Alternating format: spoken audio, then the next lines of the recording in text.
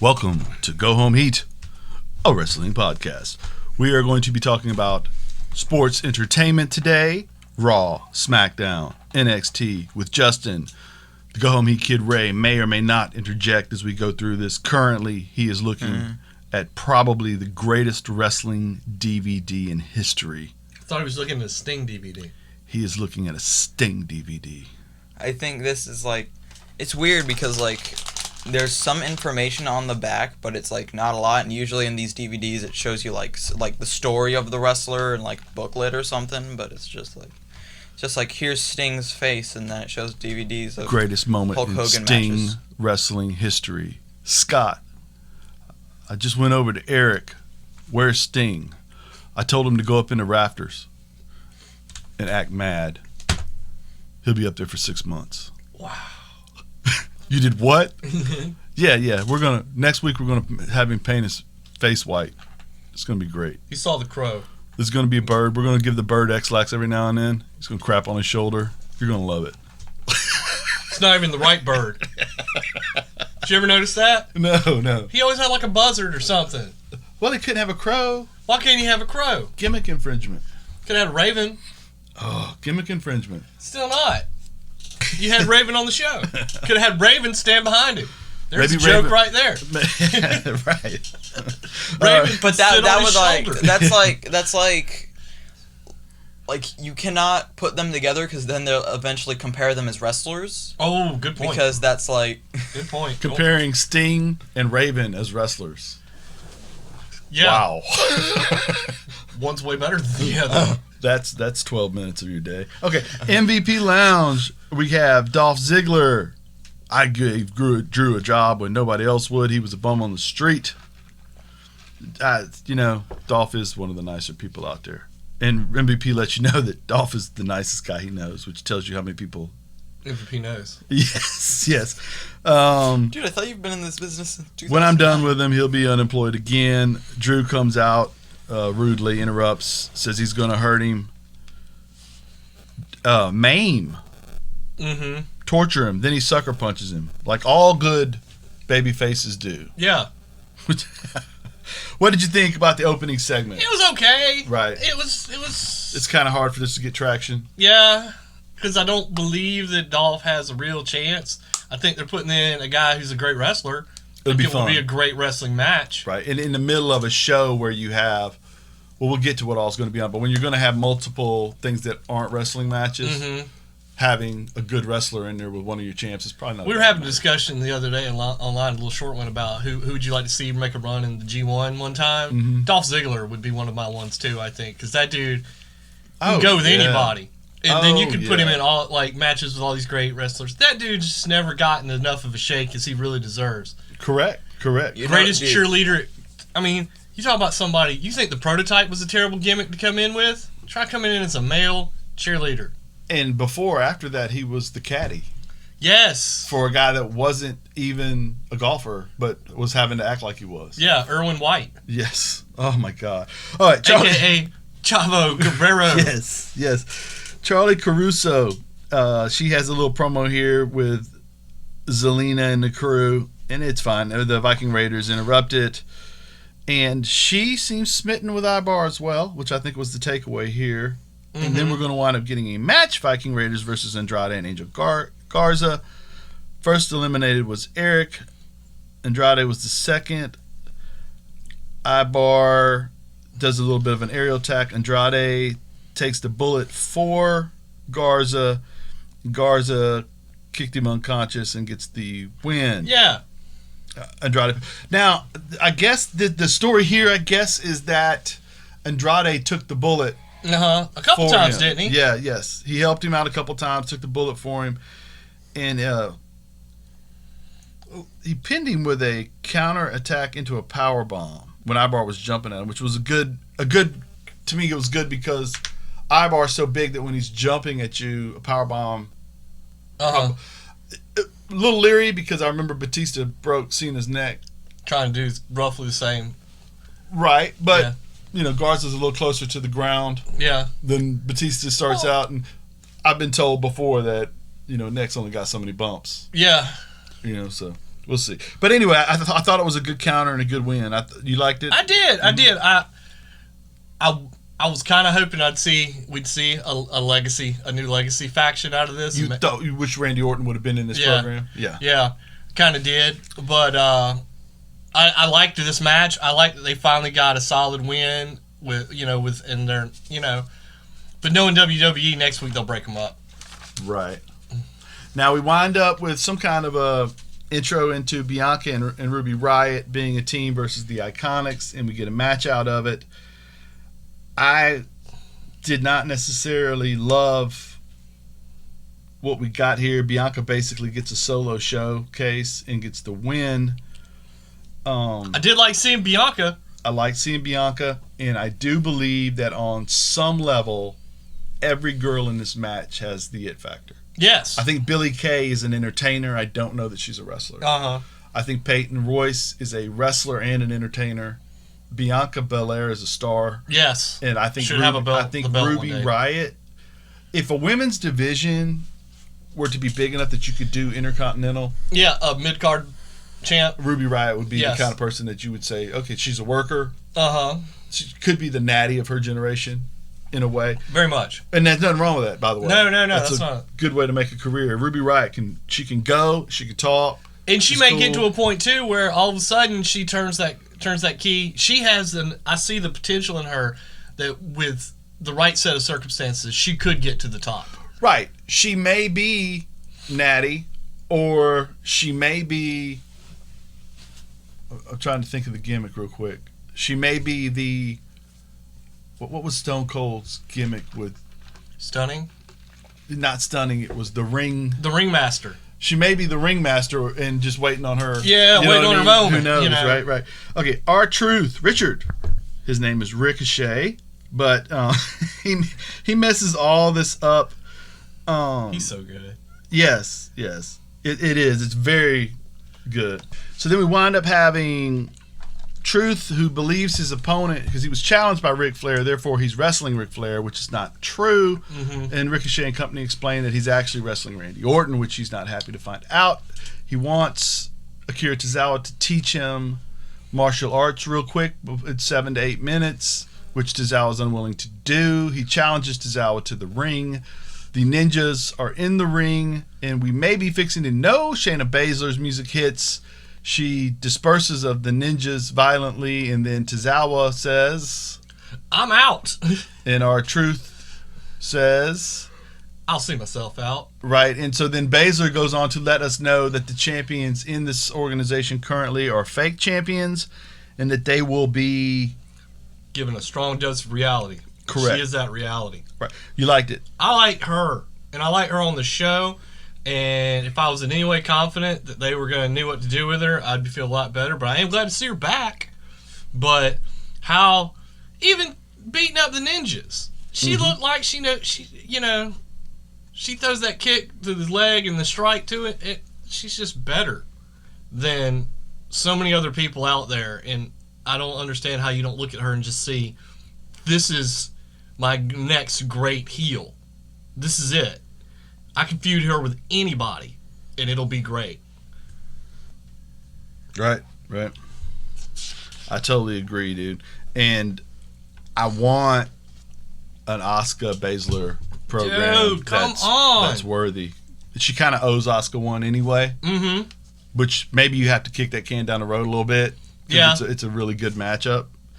And I do think that when she beats Asuka, she takes off into... That's when she doesn't lose for a long time. That's like the final thing to prove her worth. But yeah, she's such a phenomenon, a monster. Yeah. Okay. Now then, Seth tells Buddy that he needs to concentrate on his match with Alistair later because he's got something to say, and he goes on to the ring to say it. He gives, dude, he's talking so much. This program is so nonsensical, and yet the way he strolls around the ring talking about pulling an eye from a socket. And dude, and admitting, like, I thought it was a metaphor. Right. I didn't know we were actually doing this. But you've decided that I must take away your ability to see the sunrise, to see your children. Yes. That's on you. Yeah. This is what you wanted. And I thought he was great in this. And then Buddy comes out, and then Alistair comes out, and we wind up getting... Well, no, first Kevin Owens comes out. Yes. And Kevin has an eye patch in his pocket, and he says, I have a gift for you. From Jean-Paul Lafitte. And he says it's an eye patch. Get it? Oh, it was so good. And then we get the match there where Black and Murphy fight. Go ahead. But Murphy comes out to double up on Kevin. On Kevin, and then Black shows up and jumps him. Mm-hmm.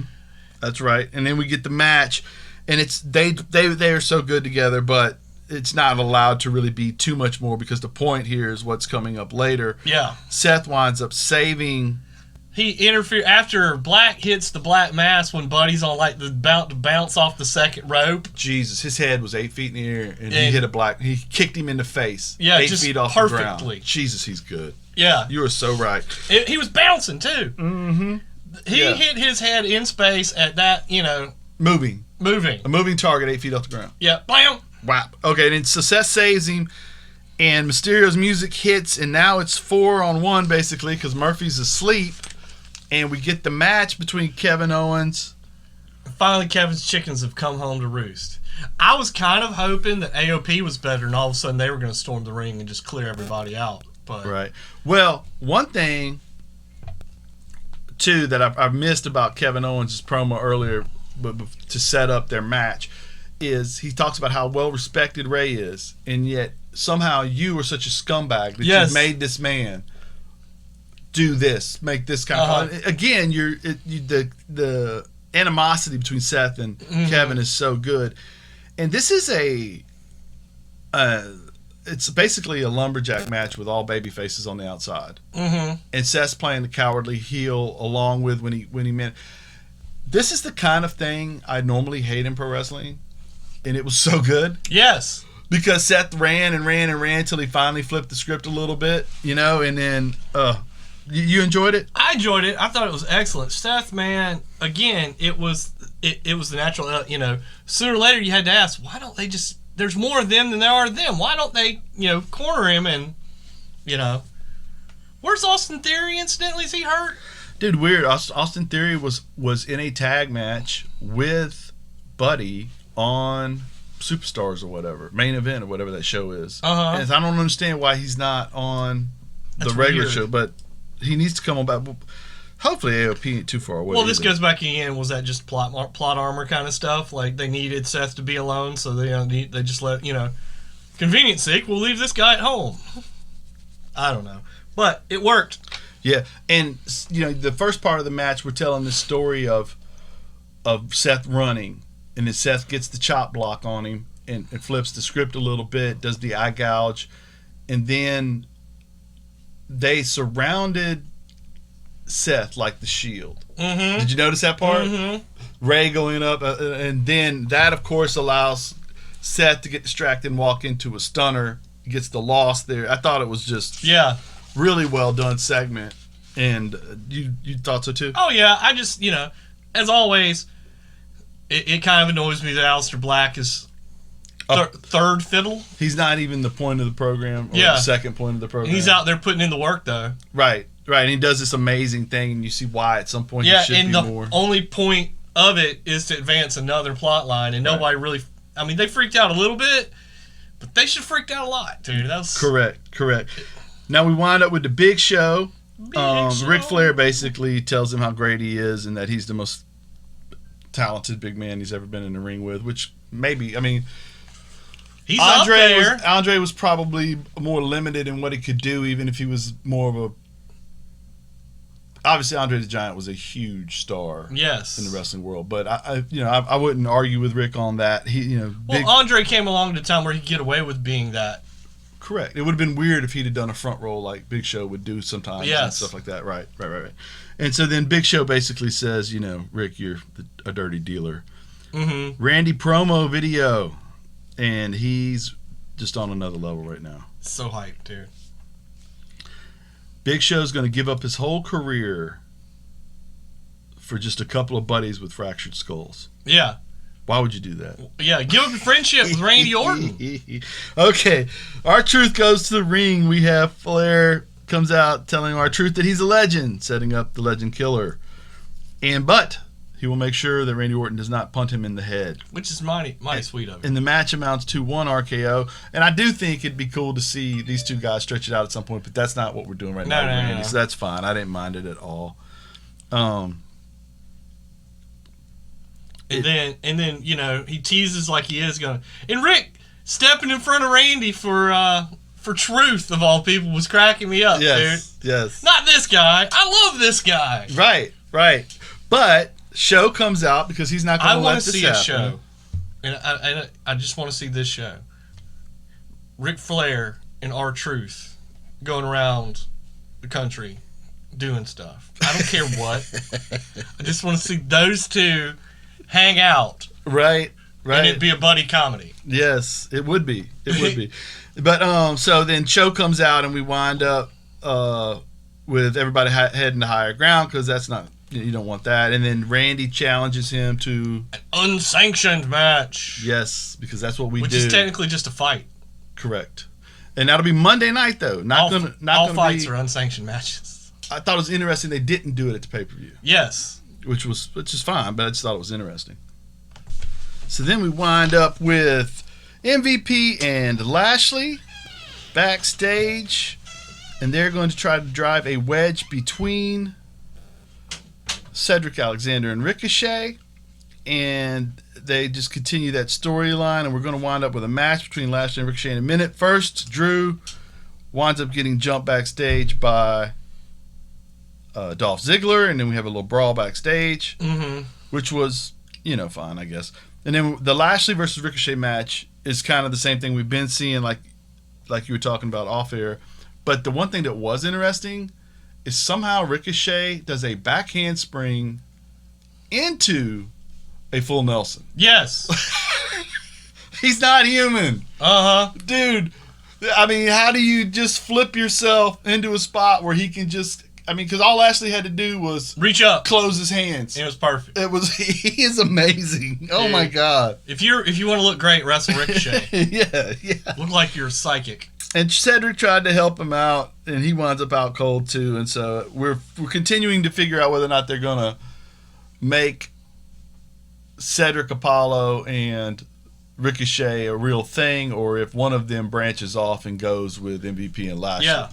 And then we get the Kabuki Warriors versus Sasha and Bayley for the titles, and this was incredible. And I kind of knew that they weren't going to win, but I didn't care. It was such a good match.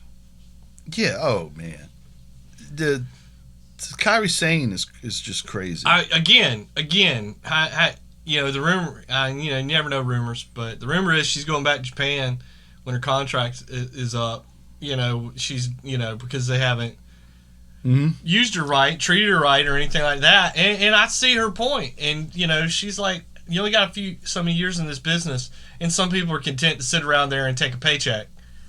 Yeah, to be a mid carder, and she thinks she's better than that, and I think she's better than that. Maybe. Not maybe is she better than that, but that may be what she thinks. We don't know. She hasn't left. She's wrestling. Yeah, so main events on television. If that's what is going on, I see her point. If not, that could all be junk too, like you're saying. That could all be made up. It's interesting as well that Rey Mysterio supposedly his contract's up. Well, he's still working off of a no contract. And he's going out there and going to lose an eye without a contract? Yeah. That's I worry for him.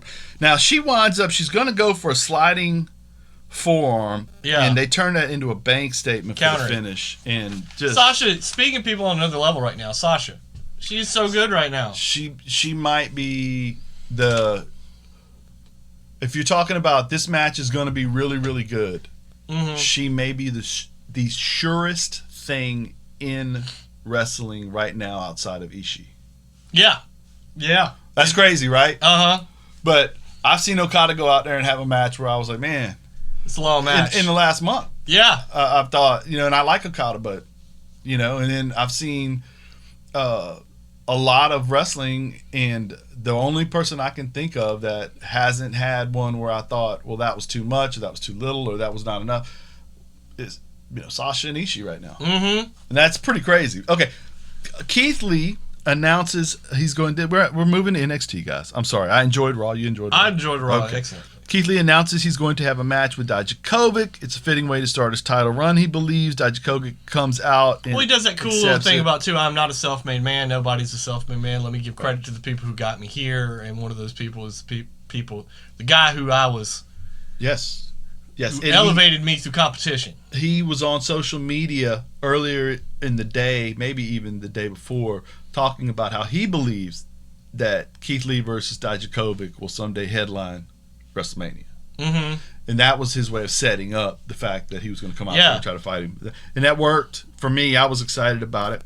And Damian Priest and Cameron Grimes wind up having a match next. Oh, I enjoyed that so much, dude. Priest showed a little more. Yeah, he did. And Grimes looked good. I'm on the Grimes fan club, dude. That dude is a great heel. Yes. His verbalizations are hilarious.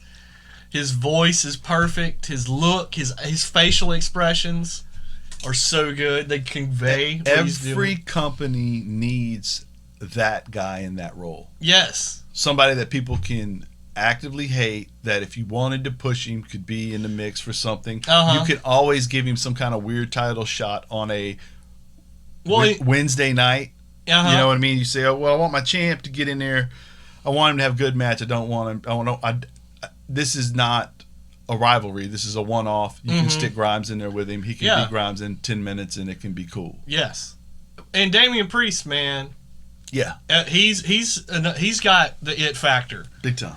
And he's been in good spots. They're letting him wrestle good wrestlers, but he's also looking better and better. Well, I think the amazing thing he did, which is kind of the opposite of a lot of dudes do when they come to WWE, is he cut muscle when he came to WWE. He was bigger, I think, as Punishment Martinez muscularly. It looks like he's slimmer and more agile now. That could be the program off television where they're running them through the motions during the week, getting them better. Yeah. But you're right. He does look a little smaller. Yeah, but I think it works for him. Sure. I don't think it works against him. Well, he doesn't have the frame, it looks like, without some serious increase in calorie intake or whatever, to be a big man. So being an agile big man is probably where his money... And with the strikes that he's got, he sells that against anybody. Correct. That dude hits you with a tornado kick. You know? Yeah, absolutely. Shotzi Blackheart versus Indy Hartwell. Aliyah and Robert Stone wind up distracting a match here. Shotzi winds up losing with, I don't remember the move that Indy uses as the finisher, but basically Shotzi falls off the top rope and winds up, Indy puts her in a finisher. I thought this was interesting because I do think Indy wrestles pretty good for somebody that hasn't been on the show much. Yeah. And so for her to get a win over Shotzi reminds me a little bit of when Cameron Grimes got that weird win. You know, and having Shotzi going into a program with Aliyah and Robert Stone is also interesting, and it's the difference between this show and a lot of other shows is being willing to, none of these people are in title pictures. And Robert Stone is a part of the program of semi-comic relief also. But this gives him a little bit of an upward trajectory too, though. Absolutely, because he's off the bottom. He finally got a win for one of his clients. Well, if she becomes his client. Yes. But he definitely got revenge for getting run over by a tank. Yeah. Okay. The man is a trooper. He's still out there. Didn't even lose his arm. Doesn't look like it hurt him too bad. No, he had a foot brace on, but other than that, he's good. Which is weird because he didn't run over the foot. Dual title match. Lee versus Dijakovic. Fantastic. Oh, man. And Lee... It also tells the story that there's a difference in Keith Lee now than there was when they first wrestled. Yes, because that was definitely much more one-sided match than they usually had. Absolutely. Dijakovic had his moments. Right. Because he's too formidable not to. Yeah. But they told the story of Keith Lee is seriously on a roll right now. An elevated level. Right. And he winds up... Scarlett, after the match is over, after Keith wins... They're having a love fest. Dijakovic and Keith Lee, they're all shaking hands and showing respect. Yes. Scarlett... Lights go out, spotlight on Keith, spotlight on Scarlett. Scarlett walks down the aisle, pours the broken hourglass into the ring, and lets him know that time is up. Tick-tock. Correct. Dude, love it. Then Dijakovic winds up doing a promo backstage talking about how Keith Lee is on another level and Cross jumps him. Well, he said he brings Cross up first. He says, I know Karrion Kross is, I saw Scarlett out there, I know Karrion, but he ain't got a chance against Keith Lee right now. Right. And Kross shows up and then says something to him, and I still have yet to find the translations. He said something to him in Croatian. Okay. I had to go find that out. You know, because Dijakovic is Croatian. So, I don't know what he said, but it was good. It was cool, man. It was just, and then he hits him with the suplex over the rail onto the concrete. Mm-hmm. And now we're going to get a match between them, and I'm excited about that. Yes. Because my guess is Dijakovic is going to have to, Cross is going to have to really look good in this match. Yes. But I don't think that they'll just let him walk right over him. So not like Ciampa. I think this should be more of an even match than he had against Tommaso Ciampa. Correct. Now, Timothy Thatcher had a submission session earlier in the show where he continues to torture people and amuse me in the process. And then he wrestles Denzel Dejournette, who I believe is an ex-amateur wrestler from the University of Michigan, if I am to believe his get-up. He is in maize. Maize and blue? Yes. And I liked the match. I felt like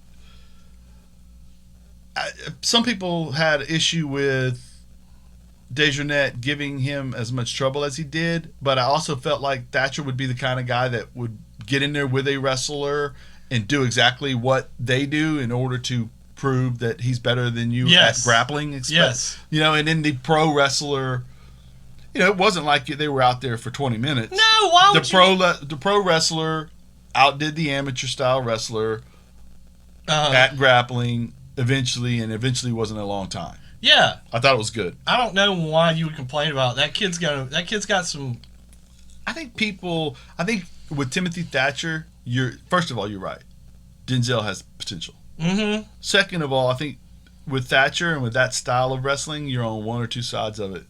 And you either don't want to see that at all or you want to see it all the time. Well, yeah, but if you want to see it, he's got to be in the ring. Correct.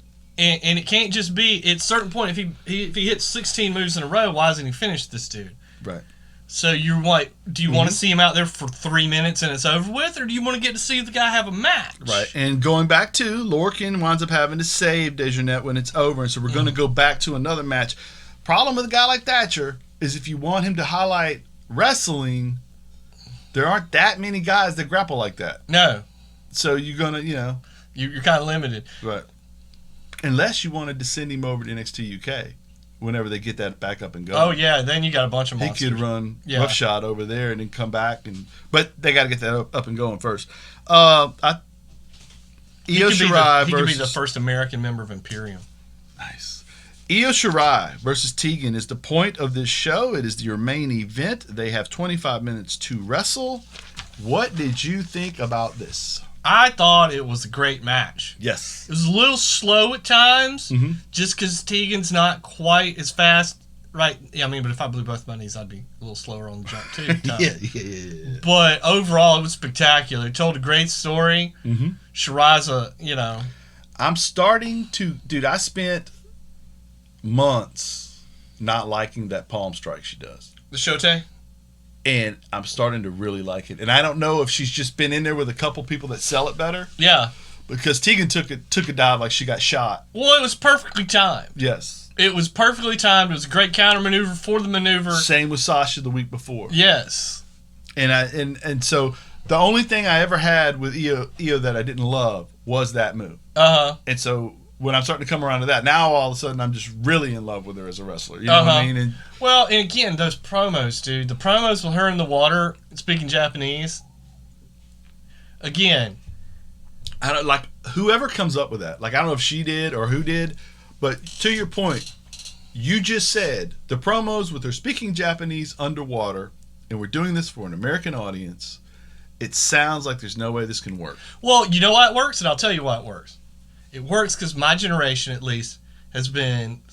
I think I'm one of the earliest ones. I'm for early 40s, but with Dragon Ball Z and stuff like that, started getting into anime, and I've watched anime with Japanese and subtitles for years now, for 20-something years.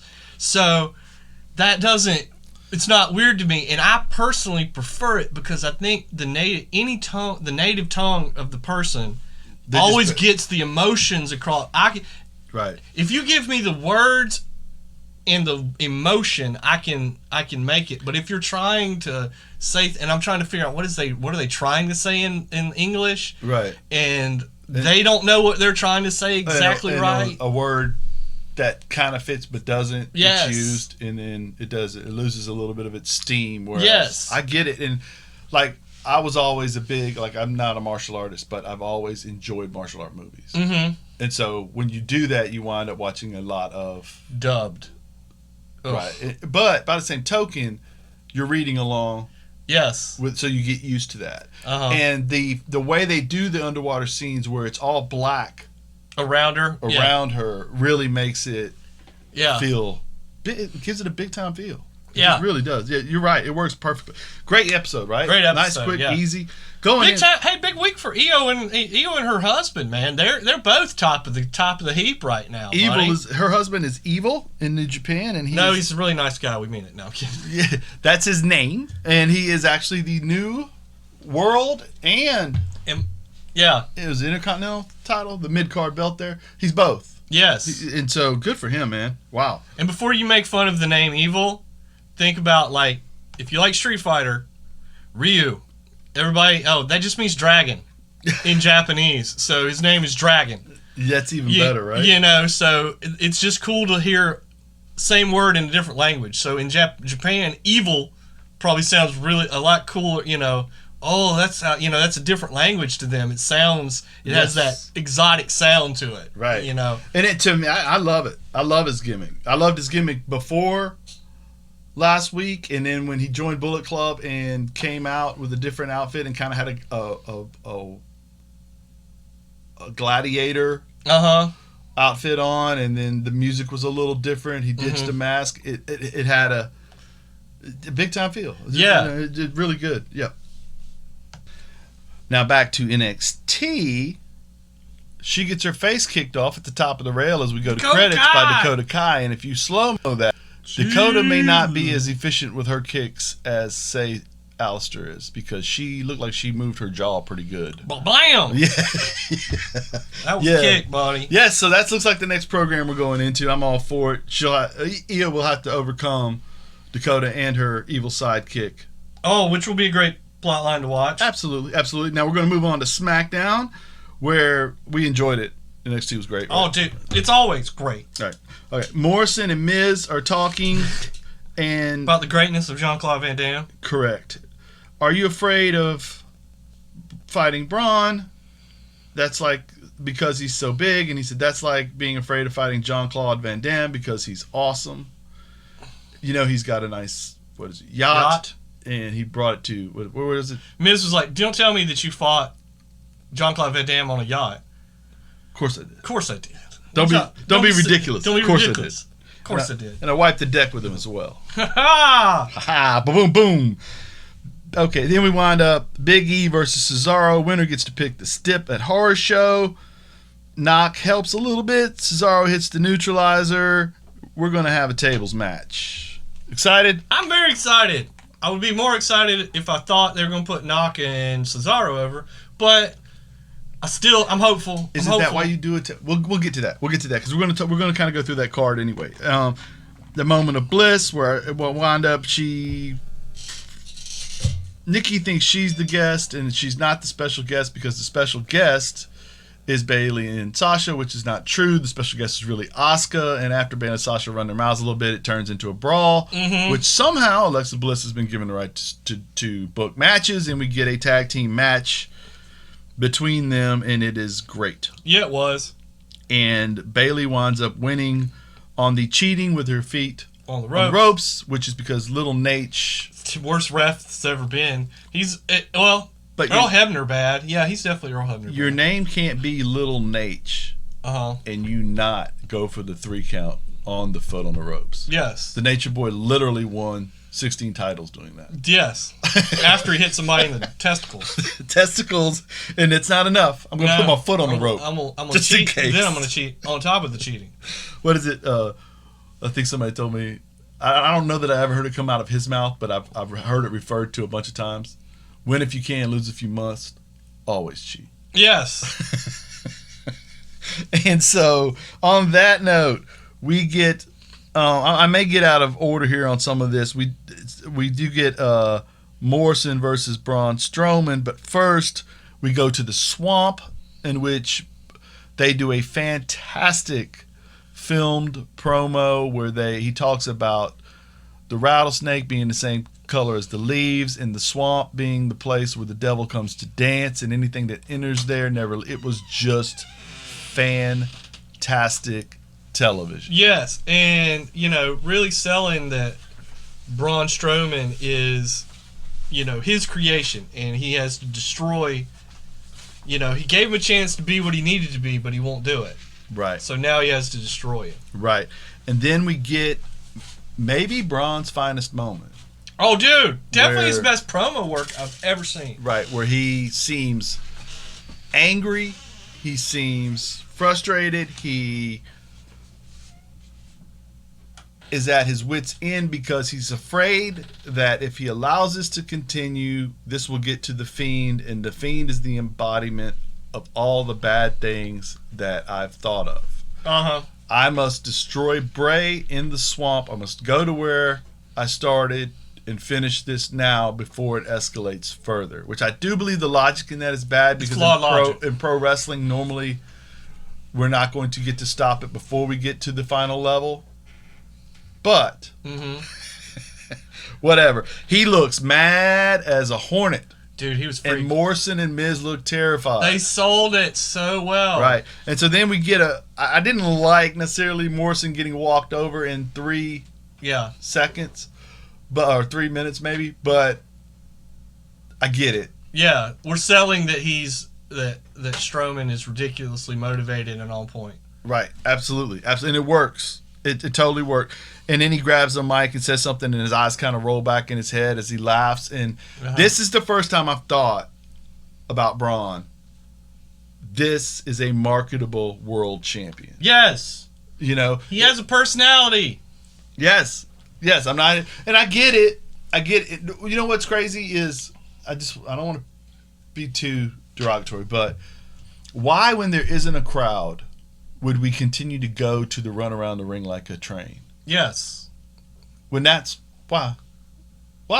It doesn't make any sense. It's stupid. Right? Stupid. When this is what I want. Yeah. For right now, there's no crowd, so why not?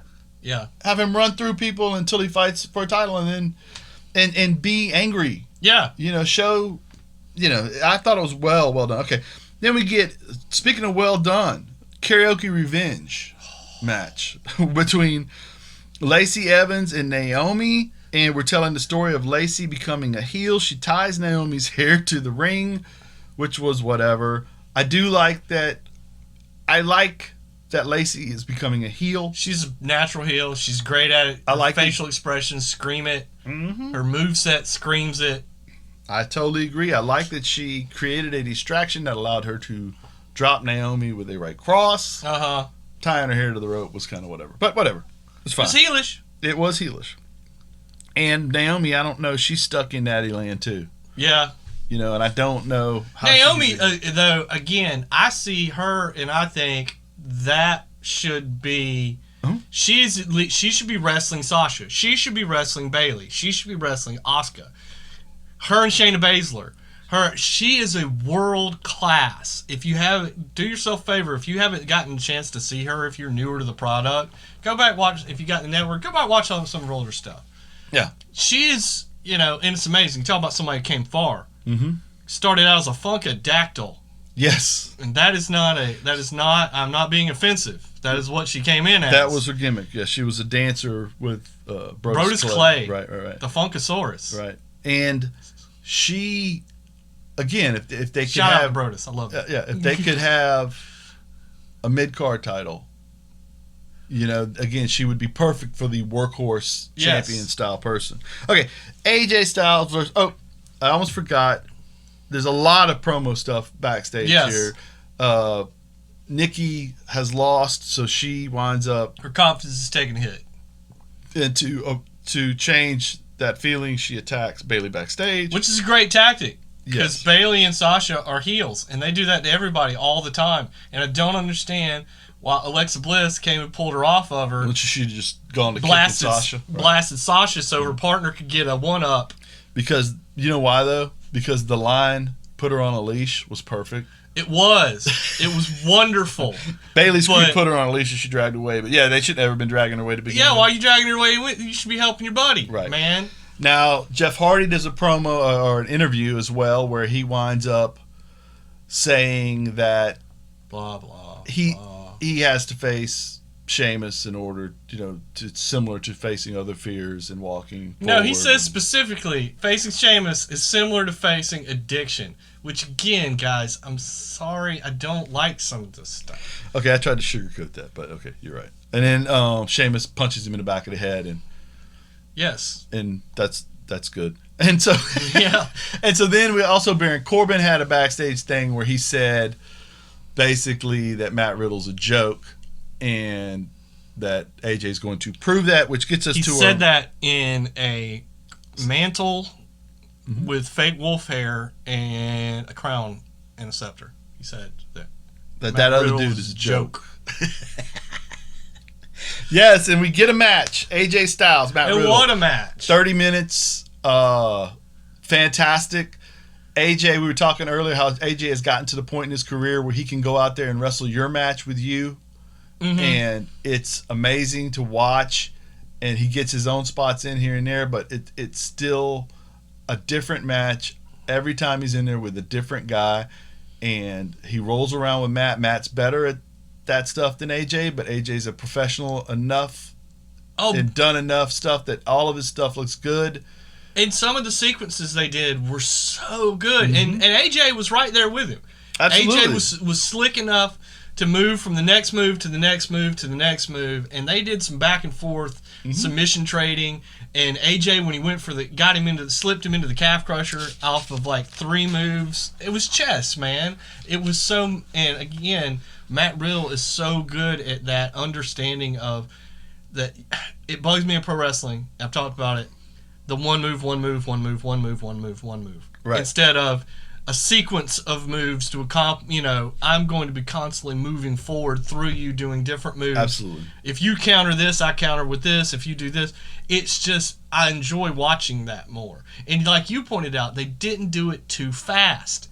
It wasn't the complaint, it wasn't like super fast where you couldn't catch what was going on. It was just smooth and natural. Here's the opening that would present itself from this, so I'm going to take it and move it into this, so then you see an opening to go here.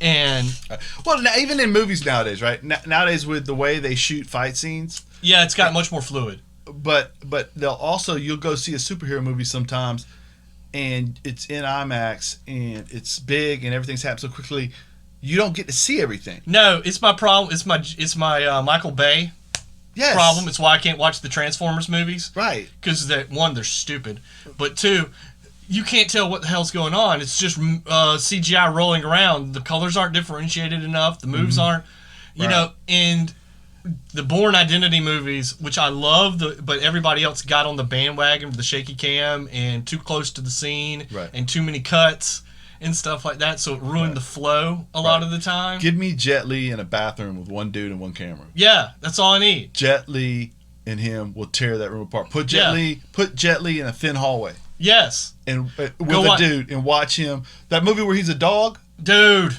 dog. What is that? The name of it? I think so. Yeah, if I remember correctly. That's Bro, yeah. those fight scenes Are so good. and I think it's one camera. Yeah. And you're just watching him, and the cool thing, of course, is they get to punch a wall and it breaks a little bit. So that's kind of a cool thing. But also you can see the movements. Yes. Yes, absolutely. John Wick kind of brought it back too. John Wick, one camera Correct. shot. We're gonna do. You're gonna have to know what to do. Keanu Reeves had to go train. Right. Had to go learn Brazilian Jiu-Jitsu and went and trained with Machados. I mean, he did not, and he's got Right. serious about Went and it. chained with the Machados, Yeah, who sit around and eat like fruit off trees by monkeys. yeah. You know what I mean? Monkey That's crawling their up the- yard. Yeah. Right? And then they go into dojo and get it. Yeah. All day long. Yeah, right. So I like, and you saw that kind of stuff in this match. You Correct. saw The last bit of the match, like you pointed out, there's a counter sequence where they miss their moves, which turns into AJ getting the roll up into the ankle lock, which turns into Riddle getting a roll up, which turns into AJ finishing with a weird, awkward. Oh, he got him out of the twister. Yeah, it wasn't a roll up. Riddle gets him into the twister, and then he does AJ does like a back, like goes over on his back and gets the leverage and somehow gets Riddle's legs, and hooks them back. It was just slick. It was like It played out perfectly. and had him there just long enough for a 3 count. Yes. He didn't have him there for 5 seconds. He didn't have him hooked up where he couldn't do anything because Matt's too good to be in it. That wouldn't be realistic. Yes. We got that last 3 minutes is what the sport should be. Yes. You know what I mean? In my view. Yeah, and that's the thing about Riddle, man. That match with Thatcher, this 2 matches he's had with AJ, that dude is, Yeah. he can change the game. Absolutely. And could you've had guys that were successful in MMA come over, the Shamrocks, the Brocks, the Bobbies. Mm-hmm. But I can't think of a guy. And I was interested to see what would have happened if the pandemic doesn't happen and he doesn't get injured with the huge guy that fought Brock at Showdown. Kane? Beat him in real life. Cain Velasquez. I was interested to see how that would have gone out, but it didn't. Yeah. Because it just didn't work out. But a guy like Riddle being successful in this thing, Shayna Baszler. That could open a door for this to be more common than not. Yes. Which would be cool. I'm hyped. Okay, so we enjoyed it. Oh, AJ goes over. Great week. Well, and then AJ in the weird, AJ playing the heel, but still, and I didn't think it seemed like he was setting him up for Baron Corbin. He really walked over there. No, he wasn't. That was close. He totally wasn't, because once Baron jumps, because when they shake hands, Baron jumps Matt. And AJ thinks, because, I've just had this good fight with this guy and I respect him, AJ thinks for a second. You see him turn, kind of look like I might ought to jump in. Yeah. And then he's like, you know what? I got stuff to do. And he just walks off because that's not his fight, man. No, that's not who AJ is at all. So, despite. But he still showed the respect. Yeah, he shook his hand, but then he watched him get beat down as we go to credits. Yeah. Perfect, because now we've got Baron, basically the most important wrestler of our generation, Baron Corbin. The axis which all wrestling turns. Yes, in a match with Matt Riddle, or at least a program with Matt. I'll say this for Baron, though. When you get into a program with Baron, 2 things are going to happen. You're going to win the program. And you get covered with dog food. But you will be at a higher place.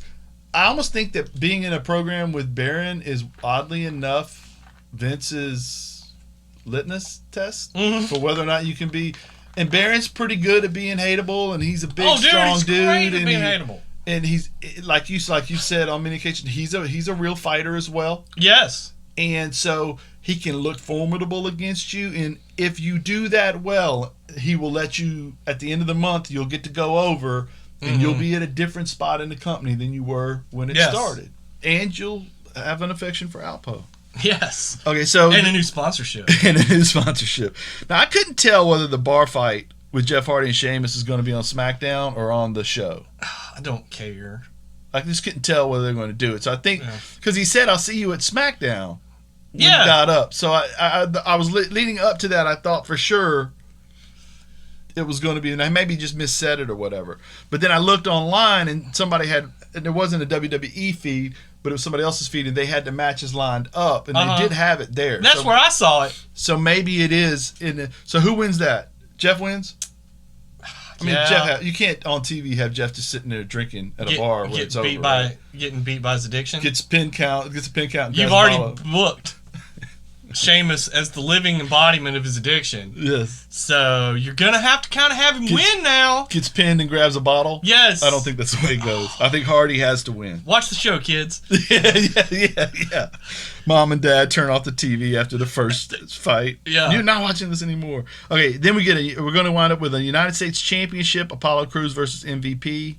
You think Apollo retains? I think MVP wins it. Apollo will have to deal with his demons. Yes. I wouldn't mind him extending his program a little bit with MVP either. Yeah. Okay, tag I think team. you should take it back off of MVP. Yes. Yes. Yeah. MVP doesn't go on a run. No. We pass that belt. That's what mid-card belts are for, too. Yeah, Pass them back and forth. Yeah, he's a transitional. And it gives Apollo a chance to sink his teeth into character and all that. Right. Tag team title match, New Day and Cesaro and Nakamura. What do you think? I'm gonna say my heart here, Cesaro and Nakamura. I'm not confident in them taking the belts off the New Day, but you got to do some change ups here, folks. Different people need to have some stuff. I think the whole reason why it's a tables match is so you can gimmick Cesaro and Nakamura into a win. I can deal with that. I think Big E can fall off the top through a table. You can, like, or Kofi can get on the top rope or on a ladder and leap onto Nakamura, but Nakamura roll off the table right before he. You know what I mean? He can be half conscious and still win. Yes. On luck. You know, Big E can go running at Cesaro, and Cesaro can leap him. Yes. And he goes. It can happen. Yeah, you can do it with. It's like, you remember how they used to have the first blood matches, and and they would promo it like somebody's going to be bleeding to death, and it would always be, he cut himself on a camera or whatever. You know what I mean? Like, it's always some kind of, he hit him in the face, he punched him in the face, and he cut his knuckle. It's over. Yeah, it's over with. Stupid match. That's what I think anyway. Okay, Bayley and Nikki Cross for the women's title. Bayley. I think Bayley's going to win it. I would like to see Nikki Cross. Actually, you know what? I'm gonna go with Cross. I'm gonna change my pick. I'm gonna go with Cross here, and say because of that's completely a booking call because Nikki Cross has pointed out she lost 2 times in a row coming up to this. Mm-hmm. Doesn't make any sense for her to go out there and lose again. Right. I feel like, we'll address that because Raw Women's title, Asuka versus Sasha Banks. I think Asuka retains. Okay. So I think. So you think what? I think they are only the tag team champs, Bayley and Sasha. When it's over. When it's over with. Okay.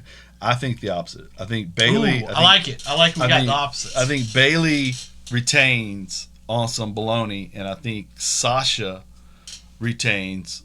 Oh, you mean wins? Yes. I'm sorry. I think Sasha wins, and I think 2 people hold all the belts. All right. I like it. And I think they get to go around. I think they get to be on NXT. I think they get to be on. They defend those tag titles on NXT while bringing their own belts over there. Yeah. They defend their belts on their own shows. They go to each other's shows, and I think it. I can see WWE doing that because they are very much narrow focused. They can only see so many people being in any sort of a championship run at a time. Right. So I can see them doing that. And then I also feel like we get a month of that, and then one of them loses their belts, and then that's when they splinter the tag team. That could work. You know what I mean? That could work. Okay, WWE Championship, Drew McIntyre versus Dolph Ziggler. Stip will be named at the time. Since we both know Drew's going to win this match.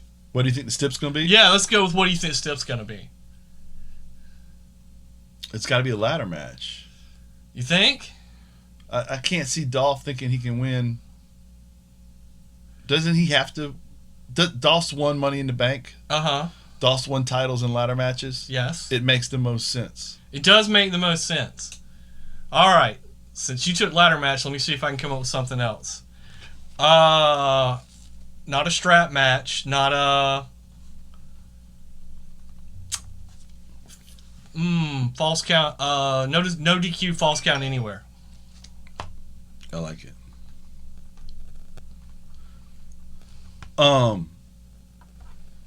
Only reason why it wouldn't be a ladder match is if it's a ladder match, don't you tell us in advance? Yes. Because that's a big deal. Yeah. If it's a ladder match. Right? Uh-huh. I think you tell us in advance. So maybe I'm wrong on that. Speaking of Stips, eye for an eye match. Who loses an eye, Justin? Nobody. Can we go with that? Because that's stupid. Nobody's going to lose an eye. And I don't believe that, I don't think that's legal to even... That's what this is. That's so dumb. Who do I think's going to win? Who do we think's going to win, though? Oh, man. I think since Seth probably needs to go home pretty soon, I don't know. He may have another month in him to go to SummerSlam, but I think Ray wins. I think Ray wins as well, but I don't think Seth goes away yet. I think Ray wins and Seth comes back with a scar and an eye Deathstroke, the Terminator. Yes, yeah, for a little bit. Yeah, I'm down for that. Yeah, and maybe this doesn't even end the feud. Yeah, maybe nothing says it has to. Well, if you lost an eye to somebody because they were mad at you, would you in turn feel like maybe you should get even as well? I mean, yeah, even if I already gouged his eye out. Yes. Yeah. Well, you're a heel. Yeah, I'm a bad guy. Yeah, right. Anything that happens to me is automatically worse. Right. But the way you do that, of course, is you go after the kid. But not like to beat the kid up. All right. Do we think Dominic flips? I don't think Dominic flips on this night. Okay. I think before it's over, Dominic flips and goes. Still want to see Ray. I am not your pappy. I'm not your pappy shirt. Okay. I think that would be the greatest. That'd be his Hulk Hogan, like him joining up. Ray, the most respected dude in the locker room, ends up working with Seth Rollins. I think is a cooler story. That's the ultimate betrayal. To torture his son mentally. Yes, that's the ultimate betrayal. Yeah, it is. It is. You got a point. Dominic goes and trains with Aleister Black. And comes back just a murderer. Yes. And they bring Cain Velasquez with them. Dude. It's on. They should hire me, man. Okay, the swamp fight. I don't even know how you win a swamp fight, but Bray Wyatt is fighting Braun Strowman. I think you win the swamp fight when you hit your opponent with an alligator. Nice. I like it. So who wins the swamp fight? Man, this is difficult for me because, I think we have, and I'll go with my fantasy book from earlier, that Braun ends up winning and kind of throwing cult leader Bray into the swamp, and then after Braun walks away, or as he walks away, the Fiend rises from the swamp. Like, you've brought out what you sought to escape. And interesting, that makes I'm with you 100%. And that makes the promo that Braun gave us, where he said his greatest fear is the Fiend. Yes. And I must stop this before that. I'll go back to where I was created. And in a way, instead of that, he creates his own problem. Yes. That's always, if you're telling the superhero story, if you really watch it, the superhero is responsible for his greatest nemesis' creation, and the greatest nemesis is usually responsible in some way for the hero's creation. They're intrinsically connected, if you're telling the story right. The Joker and Batman. Yes. Are connected. Yes. I am the result of you doing away with normal crime. Yes. Superman is the escalation of nobody could compete. Regular bank robbers couldn't deal with Superman. So all of a sudden, everything escalates. Yeah. Right? Do you ever watch... I can't remember what generation of Spider-Man it is. I don't know if it's the Incredible Spider-Man or whatever the last one was. The Ultimate Spider-Man? Ultimate. Yeah. Osborn creates all of the villains out of Spider-Man's blood. I thought that was an awesome take on it. Do you agree? I do. I think, again, you're creating characters. You're creating connections. Well, and isn't Spider-Man always, his self-doubt is always his biggest enemy anyway? And so then to actually turn that into reality and pull his own blood out I am the source of my own problems. Always. And aren't we, in general, the source of our own problems? Yes, that's the story you tell. Yes. And then in this realm of art, you give that actual form a physical representation that you can then see defeated by rising to the occasion, by overcoming your obstacles, by overcoming, in the immortal words of Steve Martin in Three Amigos, everyone has an El Guapo. Correct. For some people, illiteracy is their El Guapo. For some people, lack of personal hygiene is their El Guapo. For some people El Guapo is their El Guapo. Oh boy! All right, and so on that note, for Justin, from EKP, for the Go Home Kid who got tired of us and left for some reason. This has been a Go Home Heat production, copyright 2020. Go Infamous. Home.